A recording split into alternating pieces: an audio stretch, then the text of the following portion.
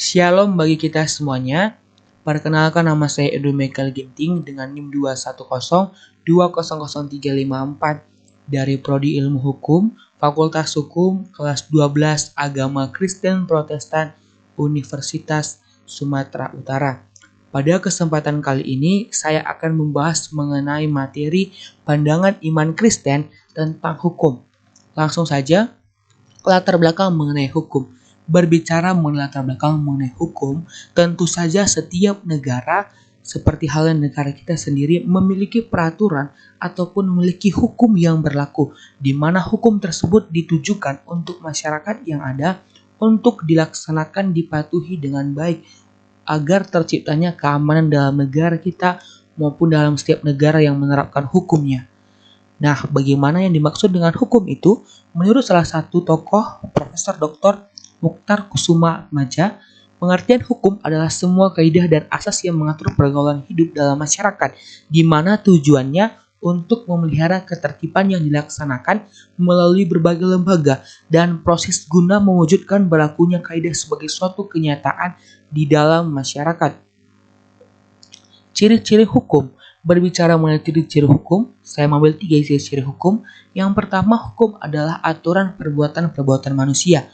Menurut Plato, undang-undang yang tertulis harus dibuat supaya yang memerintah antara warga negara dan untuk membuat mereka menjadi penduduk yang baik dan saleh, sehingga dengan cara yang demikian, ketertiban akan terjamin. Yang kedua, hukum itu bukan hanya dalam keputusan, melainkan juga dalam realisasi. Yang terpenting itu hukum tersebut bukan hanya suatu hal yang dirancangkan, yang diputuskan, dan disahkan. Tapi yang paling penting itu realitanya, bagaimana hukum tersebut dapat berjalan dengan baik di suatu tempat yang berlaku. Dan yang ketiga itu hukum itu mewajibkan. Yang dimaksud dengan hukum itu mewajibkan, ketika hukum tersebut sudah dibuat, hukum tersebut harus wajib dipatuhi oleh setiap masyarakat yang ada di daerah tersebut, untuk terciptanya keamanan dan kelancaran dalam proses kehidupan dalam suatu daerah tersebut. Maka yang dimaksud di sini hukum itu mewajibkan. Selanjutnya, apa manfaat dari hukum? Yang pertama itu menciptakan ketertiban di tengah masyarakat.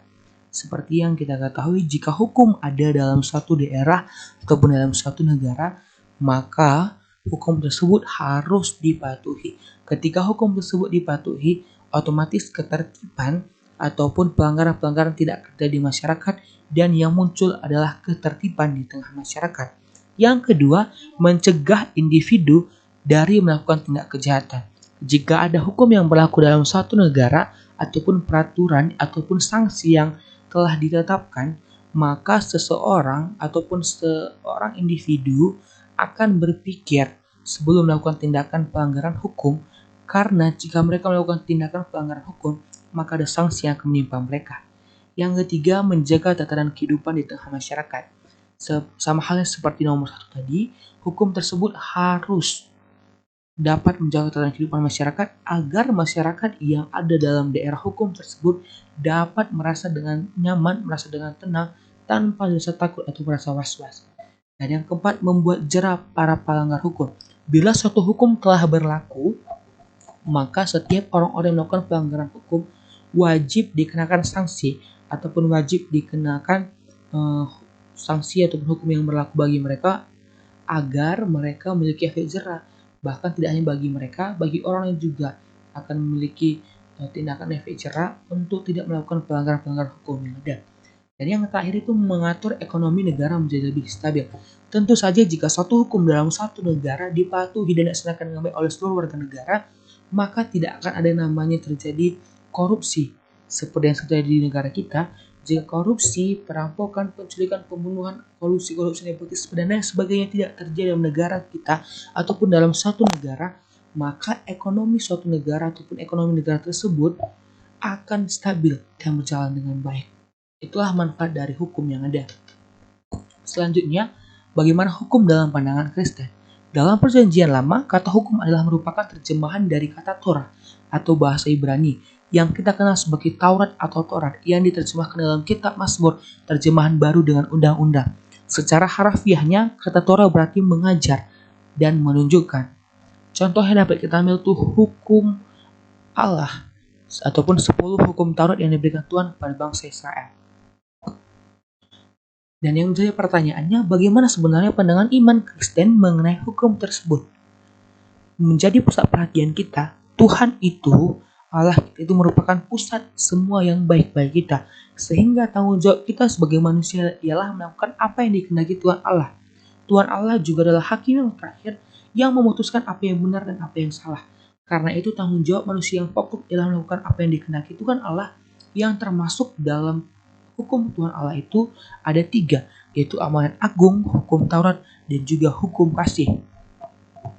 Amanat agung itu atau yang sering kita kenal dengan perintah untuk memberitakan Injil Yesus Kristus adalah perintah Yesus yang tertulis, perintah yang terakhir yang ditulis dalam Matius 28 ayat 1 sampai dengan 20. Teman-teman bisa dibaca dari Alkitab teman-teman yang di rumah. Dan hukum Taurat itu sama seperti yang sudah katakan tadi, hukum Taurat ataupun 10 perintah Allah yang harus kita lakukan tidak hanya berlaku bagi bangsa Israel, tapi hukum Taurat tersebut berlaku untuk kita orang Kristen. Dan yang terakhir hukum kasih. Dalam Matius 22 30 sampai dengan 40 dikatakan tersebut kasih kita itu harus ada Tuhan Allah dan kasih tersebut terhadap sesama manusia. Karena hal tersebut telah diringkas menjadi 2 bagian dari ke-10 hukum Taurat yang ada. Dan yang terakhir yang paling penting, bagaimana tugas dan peran kita sebagai orang Kristen terhadap hukum. Adapun tugas dan peran kita sebagai orang Kristen terhadap hukum, yang pertama menjauhi perbuatan-perbuatan yang melanggar hukum. Sebagai orang Kristen yang sudah tahu apa hukum itu, kita harus melakukan hukum, melaksanakan hukum itu dengan baik, bukan menjadi pelanggar-pelanggar hukum. Dan yang kedua, kita tuh harus mampu bertindak kritis. Bertindak kritis di sini maksud itu menyampaikan pendapat kita jika ada hukum yang tidak sesuai. Jika ada hukum yang hanya mementingkan satu golongan, ataupun jika ada orang yang diadili secara tidak adil, maka kita sebagai orang Kristen harus berani bersikap kritis untuk menegakkan hukum tersebut. Dan yang terakhir, menabar terus yang baik atau menjadi teladan dalam mematuhi hukum.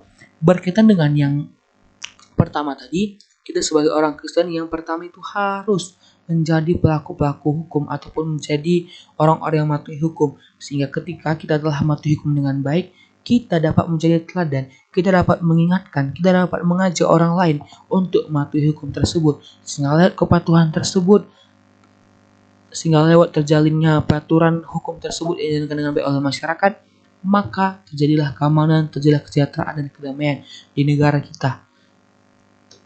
Baiklah teman-teman semua, hanya ini dapat saya sampaikan.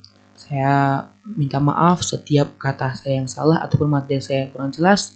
Dan atas perhatian teman-teman semua, saya ucapkan terima kasih dan Tuhan Yesus memberkati.